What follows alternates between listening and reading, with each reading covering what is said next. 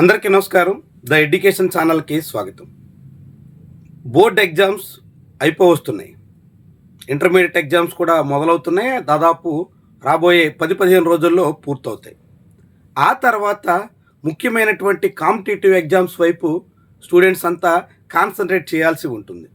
ఈ క్రమంలో ఇంటర్మీడియట్ చదువుతున్నటువంటి విద్యార్థులు అటు ఎంపీసీ ఇటు బైపీసీ రెండు స్ట్రీమ్ స్టూడెంట్స్ ఏ ఎగ్జామ్స్ ఖచ్చితంగా రాయాలి అన్నది ఈ వీడియోలో తెలుసుకుందాం. ముందుగా వీడియోని లైక్ చేయడం, ఛానల్ని ఇప్పటివరకు సబ్స్క్రైబ్ చేయకపోతే తక్షణమే సబ్స్క్రైబ్ చేయడం మర్చిపోకండి. దాంతోపాటు ఎవరికైనా పర్సనల్ గైడెన్స్ కావాలంటే వాట్సాప్లో కాంటాక్ట్ చేయండి. మీకు అవసరమైన ఇన్ఫర్మేషన్ అందించే ప్రయత్నం చేస్తాం. మీరు అడ్మిషన్ పొందేటంత వరకు మీకు సపోర్ట్గా నిలబడతాం. సో ఇందులో ముందు బైపీసీ చదువుతున్నటువంటి స్టూడెంట్స్ రాయాల్సిన ఎగ్జామ్స్ ఏంటి అనేది మనం పరిశీలిద్దాం. బైపీసీ స్టూడెంట్స్కి ఎక్కువ మంది రాసేది నీట్. ఇప్పటికే రిజిస్ట్రేషన్ ప్రాసెస్ నడుస్తుంది. ఖచ్చితంగా బైపీసీలో మీరు ఏ అడ్మిషన్ తీసుకోవాలనుకున్నా, మీరు ఎంబీబీఎస్ దగ్గర నుంచి బీడీఎస్ వరకు, ఆయుష్ కోర్సుల నుంచి నర్సింగ్ కోర్సుల వరకు, అలైడ్ హెల్త్ సైన్సెస్ కోర్సుల నుంచి ఏ కోర్సులో చేరాలనుకున్నా మీరు ఖచ్చితంగా నీట్ ఎగ్జామ్ రాసి తీరాలి. బైపీసీలో ఉన్నటువంటి వాళ్ళు ఫస్ట్ మస్ట్ అండ్ షుడ్గా రాయాల్సింది నీట్ ఎగ్జామ్. దీంతోపాటు ఈఏపీ సెట్, మీరు ఏపీ అయినా తెలంగాణ అయినా ఈఏపీ సెట్ మాత్రం ఖచ్చితంగా అటెంప్ట్ చేయండి. చాలా చాలా కీలకమైనటువంటి ఎగ్జామ్ అన్నట్టు. వీటితో పాటు ఐఐటి ఇప్పటికే రిజిస్ట్రేషన్ ప్రాసెస్ పూర్తి కావస్తుంది. ఐఐటి కూడా ఖచ్చితంగా రాయాలి. ఐఏఎస్సిఆర్కి సంబంధించి మీరు టాప్ స్టూడెంట్స్ అయితే మీరు ఖచ్చితంగా మంచి స్కోర్ బోర్డ్ ఎగ్జామ్స్లో చేస్తున్నాం, మేము ఎలాంటి కాంపిటేటివ్ ఎగ్జామ్స్ అయినా రీచ్ కాగలం అనుకునేటువంటి వాళ్ళు ఐఏఎస్సిఆర్ సంబంధించినటువంటి ఎగ్జామ్ను మాత్రం మిస్ కావద్దు. దీంతోపాటు ఎన్ఈఎస్టీ నెక్స్ట్, ఇది నైసర్ సంబంధించినటువంటి అడ్మిషన్ టెస్ట్. ఎన్ఈఎస్టీ కూడా ఖచ్చితంగా రాసే ప్రయత్నం చేయండి. ఈ ఎగ్జామ్స్ మాత్రం మీరెవరు బైపీసీ స్టూడెంట్స్ అయితే మిస్ అవ్వద్దు. ఇక ఎంపీసీ స్టూడెంట్స్, మీరు ఎంపీసీలో ఉన్నారు, మీరు ఇప్పటికే జేఈ మెయిన్ రాసుంటారు, తర్వాత జేఈ 2 నెక్స్ట్ ఏప్రిల్ సెషన్ ఉంటుంది. దాంతోపాటు అడ్వాన్స్డ్ కూడా ఉంటుంది. 95% అబవ్ ఉన్నటువంటి వాళ్ళు ఓపెన్ కేటగిరీ అయితే, 90% అబవ్ ఉన్నటువంటి వాళ్ళు ఓబీసీ ఎన్సీఎల్ ఈడబ్ల్యూఎస్ కేటగిరీ అయితే, 70% అబవ్ ఉన్నటువంటి వాళ్ళు ఎస్సీ కేటగిరీ అయితే, 60% అబవ్ ఉన్నటువంటి వాళ్ళు ఎస్టీ కేటగిరీ అయితే మీరు జేఈ అడ్వాన్స్డ్ మీద కాన్సన్ట్రేట్ చేయండి. JEE main April session, JEE advance మీకు వచ్చినటువంటి పర్సంటేజ్ని బట్టి ఎవరు ఎక్కడ కాన్సన్ట్రేట్ చేయాలనే దానికి తగ్గట్టుగా ప్లాన్ చేయండి. దీంతోపాటు కామెడ్కే ఇప్పటికే మన దాంట్లో వీడియో కూడా చేసాం, ఖచ్చితంగా ఉంటుంది చూడండి. కామెడ్కే ఎందుకు రాయాలి అని అంటే, ఐటీ హబ్గా ఉన్నటువంటి బెంగళూరు లాంటి చోట మీరు టాప్ 5-10 కాలేజెస్లో చేరగలిగితే కొంచెం ఫీజులు ఉంటాయి. ఆ ఫీజులు చెల్లించగల స్తోమత ఉంటే 12 నుంచి 15 లక్షల రూపాయల వరకు మొత్తం మీ బీటెక్ కోర్సుకు అవుతుంది. అంత మొత్తం ఫీజు 4 ఏళ్లలో భరించగలగమన్నటువంటి వాళ్ళందరూ కామెడ్కే రాసి బెంగళూరులో టాప్ కాలేజెస్లో టాప్ బ్రాంచెస్లో చేరితే మీకు మంచి ప్లేస్మెంట్, మంచి కంపెనీలో మంచి ప్యాకేజ్తో దక్కించుకోవడానికి ఎక్కువ అవకాశం ఉంటుంది.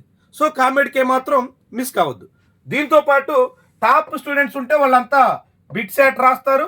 బిట్ సెట్ కూడా ఇప్పటికే అప్లికేషన్ సంబంధించినటువంటి వ్యవహారం నడుస్తుంది. బిట్ సెట్ ఖచ్చితంగా అప్లై చేయండి. టాప్ స్టూడెంట్స్ పర్వాలేదు, ఫీజులు ఎక్కువైనా మేము భరించగలం, మేము ఖచ్చితంగా దేన్నైనా క్రాక్ చేయగలం అనుకునేటువంటి వాళ్ళు బిట్ సెట్ కూడా మిస్ అవద్దు. ఇక ఎట్టారు ఈఏపీ సెట్, 2 రాష్ట్రాల్లో కూడా ఈఏపీ సెట్ ఎగ్జామ్ సంబంధించినటువంటి రిజిస్ట్రేషన్ ప్రాసెస్ నడుస్తుంది. ఈఏపీ సెట్స్ కూడా మిస్ అవ్వద్దు. ఎందుకంటే చాలామంది అనుకుంటారు మేము టాప్ స్టూడెంట్స్ జేఈ అడ్వాన్స్డ్ రాస్తాం, బిట్ సెట్ రాస్తాం, మాకు ఈఏపీ సెట్తో పని ఉంది అని కూడా చాలామంది నిర్లక్ష్యం చేస్తారు. కానీ ఏమైనా మీ దగ్గర ఆప్షన్స్ ఉండడం చాలా చాలా కీలకం. తర్వాత ఏం జరిగినా ఈఏపీ సెట్లో కూడా మెరికల్ లాంటి మంచి కాలేజెస్లో సీట్లు రావడానికి ఆస్కారం ఉంటుంది. కాబట్టి దానికి కూడా మీరు ప్రిపేర్ అయి ఉండాలి. ఎగ్జామ్ రాస్తే వస్తుంది, అప్పుడు ఆప్షన్స్ బట్టి మీకు వచ్చినటువంటి క్యాంపస్ని బట్టి దాన్ని డిసైడ్ చేసుకునే ఛాన్స్ ఉంటుంది. ఇప్పుడు మీరు ఎగ్జామ్ వదిలేసుకుని ఆ తర్వాత అయ్యో మేము అది కూడా అటెంప్ట్ చేసి ఉండాల్సిందే అని అనుకునే పరిస్థితి రానివ్వద్దు. ఎవరైనా సరే ఒక్కొక్కళ్ళు 4-5 ఎగ్జామ్స్ ఎందుకు రాయాలి అని అంటే, ఎక్కువ ఎగ్జామ్స్ అటెంప్ట్ చేయడం ద్వారా, ఎక్కువ ఆప్షన్స్ మీ దగ్గర ఉండడం ద్వారా మీరు ఆ తర్వాత చూస్ చేసుకునే వెసులుబాటు ఉంటుంది. అలాంటివి మాత్రం మీరు మిస్ కాకుండా ప్రయత్నం చేయండి.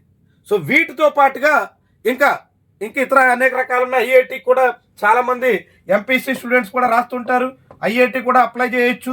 వీటితో పాటు ఐఎస్ఐ, సిఎంఐ ఇలాంటి ఇన్స్టిట్యూట్స్ సంబంధించినటువంటి ఎగ్జామ్స్ ఉన్నాయి. వాటికి సంబంధించిన వీడియోస్ కూడా మనం చేస్తున్నాం. సో వీటిని మాత్రం జనరల్గా ప్రతి స్టూడెంట్ రాసే ప్రయత్నం చేయండి. ఇంకా చాలామందికి విట్టు, ఎస్ఆర్ఎం, అమృత అలాంటివి ఉంటే వాటికి రాస్తూ ఉంటారు.